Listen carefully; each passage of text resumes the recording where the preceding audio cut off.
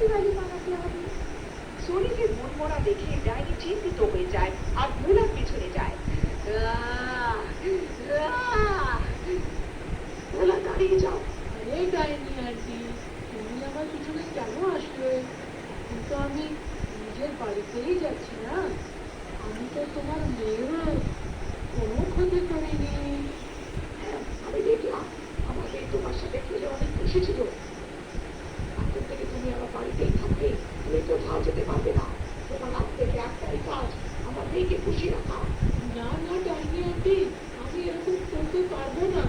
আমার বাড়িতে আমার মা একলা আছে, আমাকে ওনার কাছে যেতেই হবে। না, আমি কিছু জানি না। আমি তোমাকে মেরে ফেলবো আর তোমার মাকেও। চলো আমার সাথে বেরো।